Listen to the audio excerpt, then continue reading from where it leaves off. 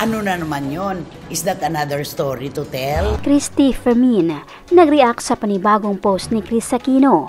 Alamin ang buong detalye.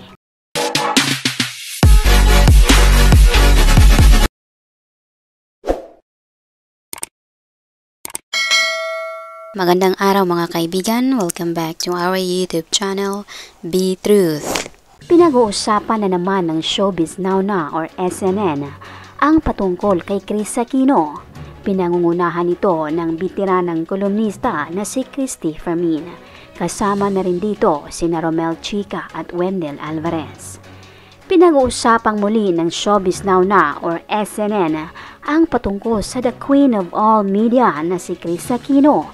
Ito'y dahil sa kanyang panibagong post kung saan humihingi ito ng paumanhin sa mga nasaktan niyang pamilya sa dati niyang nobyo na si Dr. Mike Padlan. Matanda ang hindi sang-ayon ng Showbiz Now Na o si Christy Fermin sa mga ginagawang post ni Kris sa social media, lalo pat patungkol ito sa mga larawan ni Kris Aquino. Naayon sa ibinahagi ng SNN, natutuwa umano sila dahil maganda ang ginagawa ni Kris na paghingi ng sorry o pagpapaumanhin ng mga anak ni Dr. Padlan.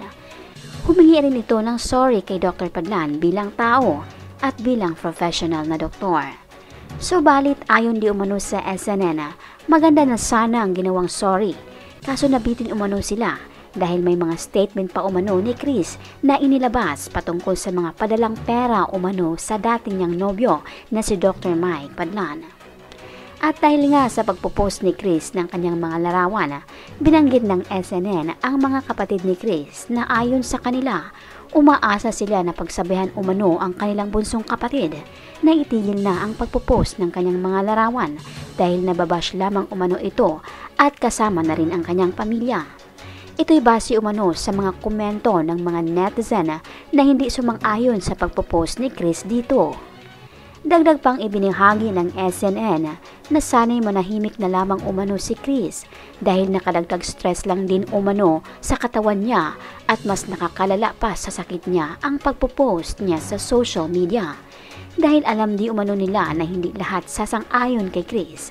May mga tao daw talaga na negatibo kasi iba-iba naman di umano ang opinyon ng mga tao. Naayon rin kay Christy na sana'y mag-focus na lang umano siya sa kanyang sarili.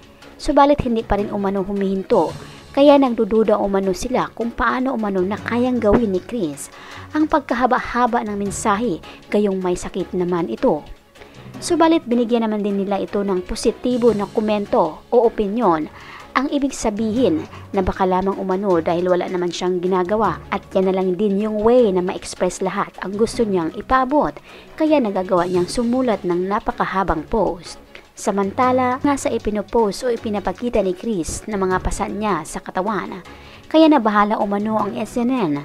Kahit hindi umano sila eksperto o doktor, alam di umano nila na kapag may mga ganyang pasa ay isang senaryo na hindi gumagaling ang katawan nito. Mga kaibigan, anong masasabi mo dito? Ano man ang iyong opinyon o komento, welcome kayo dito. Maraming salamat po.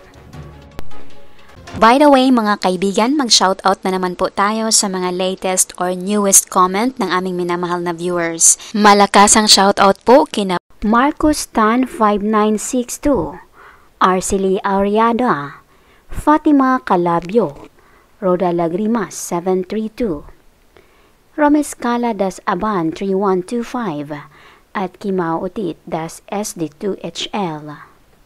Malakasang palakpak po sa inyong lahat. Marami pong salamat sa inyong pagbibisita at pag-effort na rin na magkomento. Pasalamatan din po namin kayong lahat naming minamahal na viewers. Nag-comment man po kayo o hindi, na-appreciate po namin ang inyong pagbibisita. Taos puso po naming pinapasalamatan ang inyong ibinahaging oras upang mabisita ang aming munting channel.